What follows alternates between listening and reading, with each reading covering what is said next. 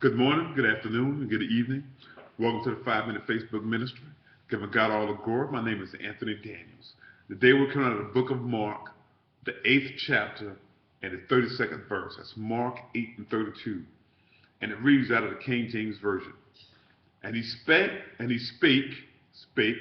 that saying openly. And Peter took him and began to rebuke him. Again, and he spake that saying openly.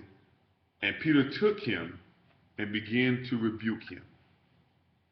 So this verse is referring to, when it says, and he spake that saying openly, it's referring to Jesus, who was speaking about his suffering and his death and his resurrection in 3 days. And Jesus was speaking that openly in front of the disciples. And then it goes on to say, and Peter took him and began to rebuke him.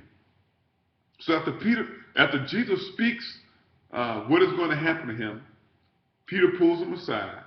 Peter takes him and begins to rebuke him. He begins to rebuke Jesus.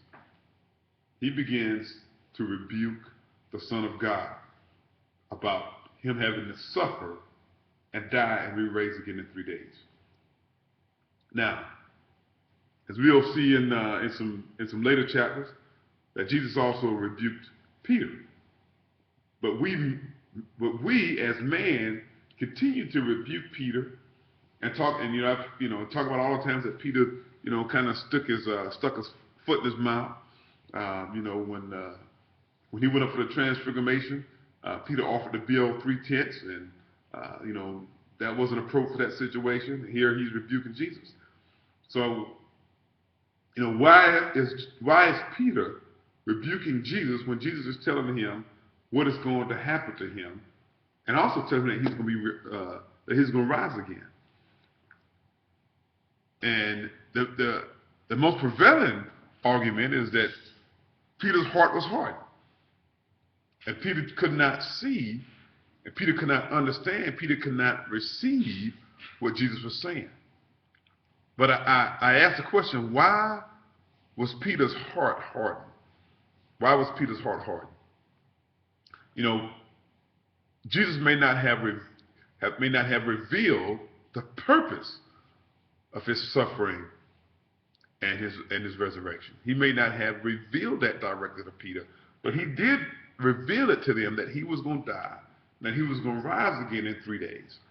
And Peter still would not accept that. And see, I would say that Peter was a leader of the disciples. When you read the Bible, when it mentions Peter, you can see that Peter is a leader of the disciples.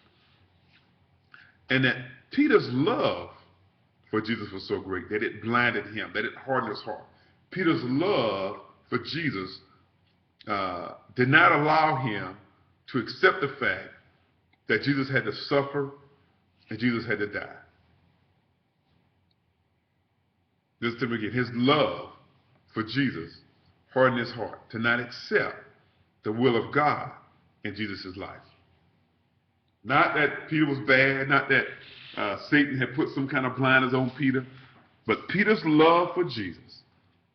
He loved Jesus so much that it blinded him to God's will for Jesus. And see, I said it because we have to be careful that our love today doesn't blind us to the will of God.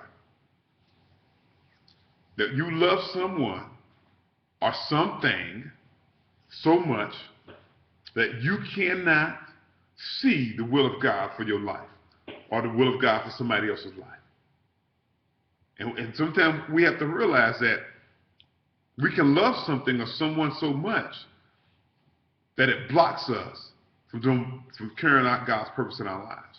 And that's why we have to make sure that we are praying and we're establishing that relationship with God so that we can understand what he wants us to do. And see, some people, they're doing things